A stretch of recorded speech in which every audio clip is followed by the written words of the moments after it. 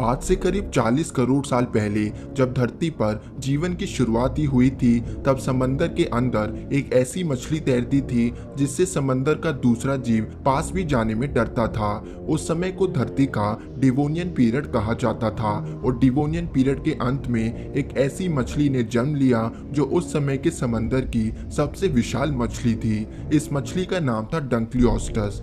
डंकलियोस्टस को 40 करोड़ साल पहले के समंदर का सबसे खतरनाक जीव माना जाता था। यह मछलियां प्लैकोडम प्रजाति की थी। प्लैकोडम प्राचीन समंदर की ऐसी मछलियां थी जिनका शरीर पत्थर के जैसा सख्त था, इसलिए इन्हें आर्मर फिश भी कहा जाता था।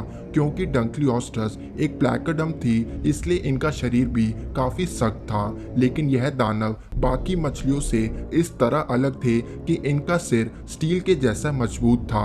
उदाहरण के रूप में आप ऐसा समझ लीजिए जैसे एक मछली को लेवल 3 का हेलमेट पहना दिया हो। यही कारण था कि डंकलियोस्टस उस समय के समंदर का राजा था, क्योंकि वह बिना डरे समंदर में तैर सकता था, बिना दूसरी मछलियों के फिक्र के। क्योंकि अगर कोई मछली हमला भी कर दे तो भी उसके पत्थर जैसे शरीर का कुछ नहीं बिगाड़ सकता था। भले ही उस समय के समंदर में ऐसी मछलियां नहीं थीं जो डंकलियोस्टस का कुछ बिगाड़ सकें, लेकिन आज से करीब 2 करोड़ साल पहले एक ऐसी मछली ने जन्म लिया जो सिर्फ स्टील जैसे शरीर को तो छोड़िए बल्कि एक असली स्टील तक के टुकड़े करने में सक्षम थी। वे मछली थी मेगालोडॉन। मेगालोडॉन धरती पर रह चुकी अब तक की सबसे विशाल शार्क थी। आज भले ही बहुत सारे लोग ऐसा मानते हैं कि टी रेक्स धरती का सबसे खतरनाक शिकारी था, लेकिन वैज्ञानिकों की माने तो मेगालोडॉन टी रेक्स से कहीं गुना ज्यादा शक्तिशाली था और मेगालोडॉन ही धरती के इतिहास का सबसे खतरनाक दानव था। हालांकि डंकलियोस्टस और मेगालोडॉन एक समय में मौजूद नहीं थे, लेकिन अगर ऐसा सोचें कि अगर वे दोनों एक दूसरे के सामने आ जाते तो दोनों में से कौन विजयी होता।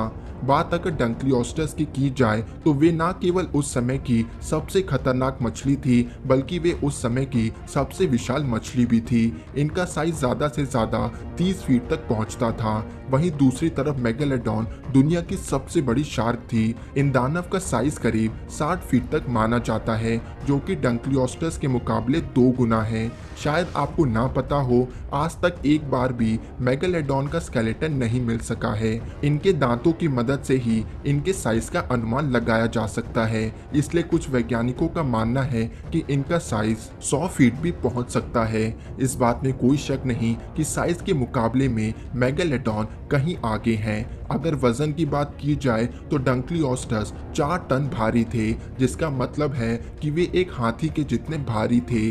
वहीं दूसरी तरफ मेगालोडॉन की तो क्या बात की जाए, यह दानव 50 टन भारी थे, जो कि एक एवरेज फाइटर जेट से भी ज्यादा है। इतने वजन में अगर एक मेगालोडॉन को उठाना हो तो करीब 3 हेलीकॉप्टर की जरूरत पड़ेगी।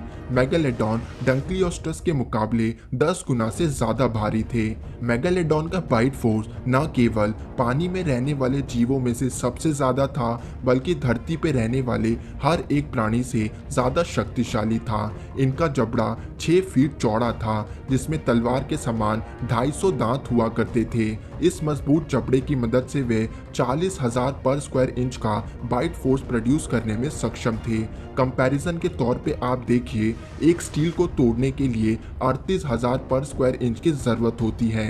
दूसरी तरफ डंकलियोस्टस एक प्लैकोडम थे, इसलिए इनका जबड़ा नहीं हुआ करता था। जी हाँ दोस्तों, डंकलियोस्टस के दांत नहीं होते थे, लेकिन उनकी स्टील जैसी शील्ड सिर और गर्दन से होते हुए मुंह तक इस तरह आती थी, जो इनके लिए दांतों के रूप में काम करती थी। भले ही मेगालोडॉन के दांत तलवार के समान शार्प थे, लेकिन डंकलियोस्टस के दांत तो एक असली ही तलवार थे और समय के साथ इस शील्ड की शार्पनेस बढ़ती ही रहती थी।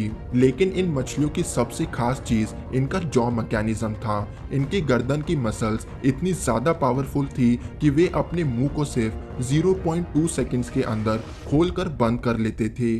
जब शार्प दांत और फास्ट जॉ मैकेनिज्म को मिला दे तो वे एक डेडली वेपन बन जाता है।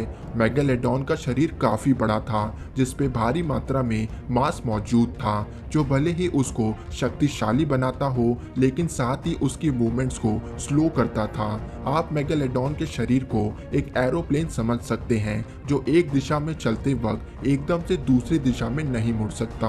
वहीं डंक्लियोस्टस की टेल मसल काफी पावरफुल थी, जो उसे पानी में तेजी से तैरने में मदद करती थी। मेगालोडॉन के मुकाबले छोटा शरीर होने की वजह से वे उनसे ज्यादा फ्लेक्सिबल थे, यानी कि इस फाइट में अगर डंक्लियोस्टस का कोई चांस है तो वे तभी हो सकता है अगर वे अपनी स्पीड की मदद से मेगालोडॉन के फिन को बेकार कर दें। वहीं मेगालोडॉन ने अगर एक बार डंक्लियोस्टस को पकड़ लिया, तब चाहे उसका शरीर कितना भी सख्त हो, मेगालोडॉन उसके शरीर के 2 टुकड़े कर देगा। दोस्तों, कमेंट करके जरूर बताएं कि इस लड़ाई में कौन विजेता होगा।